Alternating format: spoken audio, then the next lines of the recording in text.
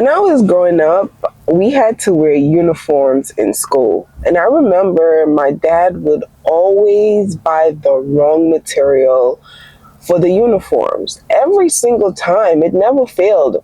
Like they would tell him get brown and he would get light brown. Or it would be get cream and he would get like white. It never failed. And I used to be so disappointed, like so upset. But I never said anything because at that point I'm like, okay, at least I have uniform. But I used to be the odd person out all the time in my friends because I always had the wrong color uniform. As I got older, that transitioned into my adulthood. That things would happen to me, people would do stuff to me, and I would be disappointed, but I wouldn't say anything. And that's the same thing that happened in my marriage. Things would happen, and I would be upset about it, but I wouldn't say anything.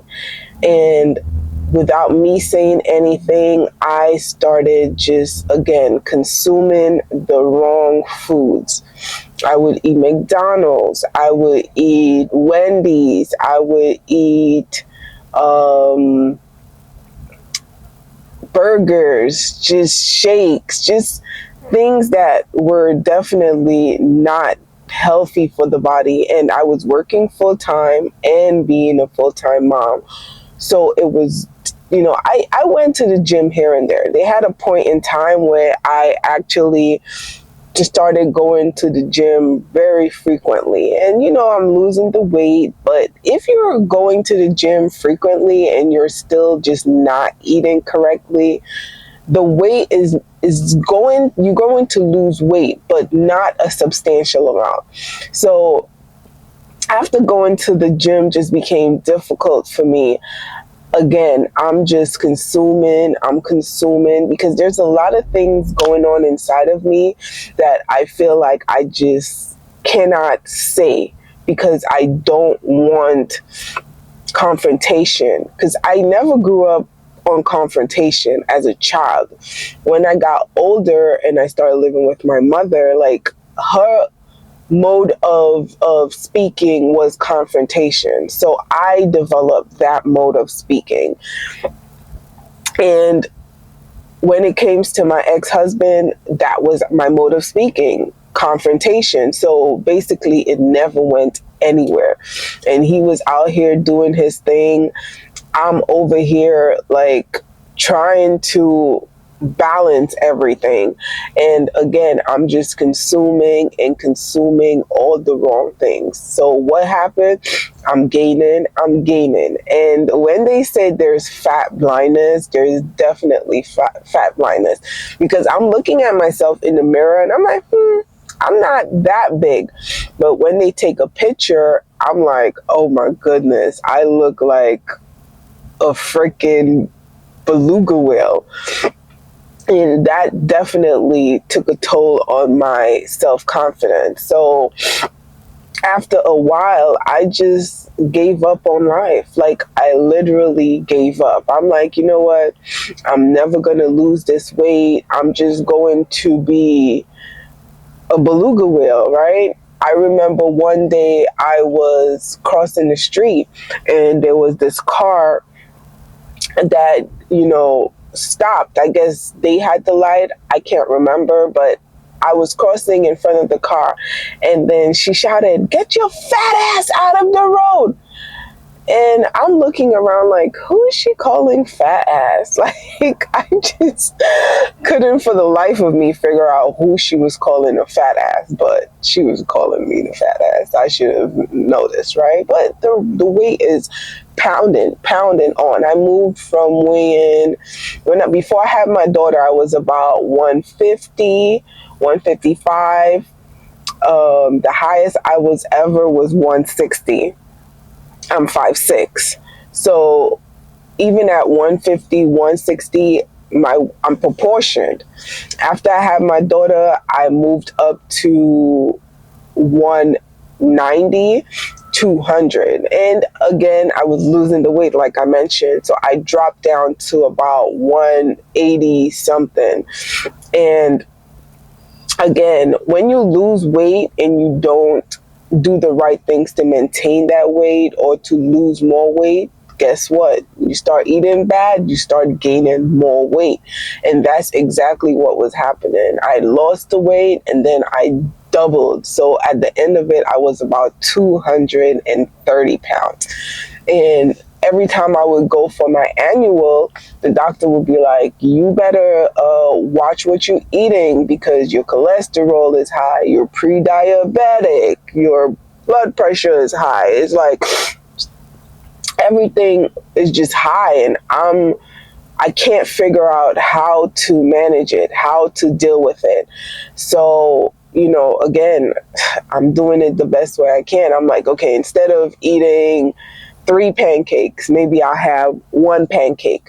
Instead of eating the sausage, I'll just have the egg. And I'm trying to, substitute out foods because, believe it or not, I have a degree in nutrition and I understand food, I understand calories, I understand how the body works, but yet still I just couldn't apply it to my life. And that became like detrimental for me. And I started panicking because I'm like, wow, I'm cutting my life short.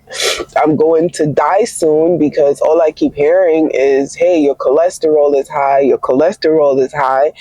And if you don't manage it, you could get a stroke, you could get a heart attack. And I'm like, oh gosh, this is how I go out this world. And the reason why I'm gaining all this weight is because of all the stress that I am under. And I don't want to go into specific details about the stress because this is a me vlog and I'm on not a vlog, a video. And I only want to focus on how I contributed to our divorce. So me gaining weight, I never asked him, but I can surmise based on being in proximity to him that it was pushing him away. Because again, like I said in my first video, when you meet somebody at their best, you always expect them to be their best. And I'm telling you, I was at my worst.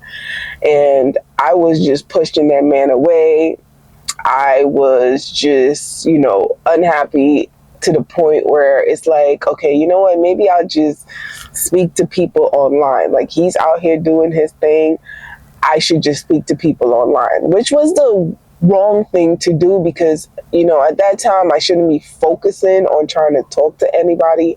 I should definitely be focusing on myself and trying to better myself and be a better person. But I needed that outside validation. I needed somebody to tell me that I wasn't fat, that I wasn't killing myself, that everything would be fine. I just needed that because I felt like nobody was there to help me, to encourage me. Yes, they would be like, oh, you need to lose weight. But and I don't expect to be babied. I always want somebody to tell me the truth, but sometimes the truth can be very hard to digest. And at that point in my life, the truth was very hard to digest. The thing I had to do was focus on losing weight, but I just couldn't. I was miserable. I swear, that's the most miserable I've ever been in my life. And it took a toll on me mentally, again, physically, emotionally, because when you're at your lowest, it's hard to be there for people. It's hard to be comforting to others. It's hard for you to motivate anybody because I need the motivation. But I would put on a smile and I would go to work and, I would pretend that everything was okay and I was okay. But really, inside, I was dead. I had already died on the inside. And me dying on the inside just, I guess, caused everything around me to die because nobody's pouring into me and I'm pouring into no one. But I'm pretending, I'm smiling, I'm acting like I'm happy. It was a really bad time for me. And I know my ex-husband, he felt it. He felt the shift. We're no longer communicating.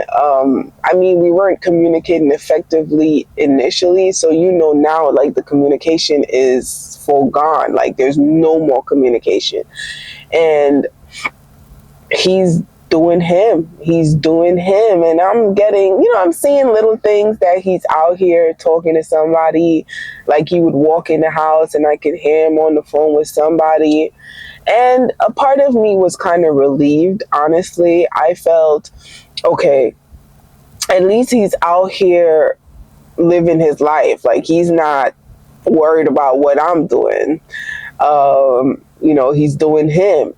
But I don't think he knew how I felt or what I was feeling. But, it broke me because I'm like, wow, this man is really out here speaking to somebody else or speaking to other people, but there's nothing that I could have done about it because I had already pushed him away because of my own insecurities, my depression, my anxiety. And at some point, I started getting really bad anxiety attacks, like really bad, where I had to end up in the hospital. And I just couldn't figure for the life of me, why am I getting these horrible anxiety attacks? It was just bad. Like, it was a really bad time in my life. And sometimes we want to bottle up stuff and say, you know what, I'm gonna deal with it on my own. I'm not gonna put it out here. Nobody cares. And it's true, people may not care. My story times are not for people to give me empathy or sympathy. I just want everybody out here, women, men, to know that if you're going through that, you're not the only one. Like, I feel like we're all connected in some way and we're all dealing with something some way. And I had no friends. I told you in my last story time, if you want to revisit it and listen, I lost my best friend earlier on when I met my ex-husband. So I had never developed a close friendship with anybody like I had before. Yes, I would speak to people occasionally, but to tell them what's really going on with me, nobody genuinely knew. So, and I can tell, like, to me, if I see somebody, a family member, I could look at them and see like something is not right. But I don't know. Everybody was lost in their own world, so nobody could see what was going on with me. I've always been a loner, so I've always learned to just bottle up my feelings since, like I said, I grew up as an adoptive child. So I've never had somebody consistently in my life where I would want to share things with. People were just passengers, everybody getting off at a next stop. So it's been very difficult for me to open up. So me doing this right here is taking so much from me, but it's necessary. I feel like the Most High put it on me to put my story out here and to let the world know and to let others that's dealing with what you're dealing with that you're not alone. There's others dealing with it. So, just to conclude this video, I may have been rambling. I hope it makes sense to you that I'm the one that definitely pushed my ex-husband away. Yes, he did stuff, but ultimately, I feel like if I was more in the right space, right mindset, just not as depressed, not obese, I would have definitely poured more into the relationship and it could have definitely worked out, you know. So I can't sit here and blame him for his actions. He could have been better, but you know what? It is what it is. I just want to again state that I did not stay in that depression. I laid in it, but I did not stay in it. And in my next story time, I'm going to explain how I managed to lose over 120 pounds and how I found myself again. And again, if you're going through obesity, if you're dealing with depression, you look around you and see what outside influences is causing you to feel that way.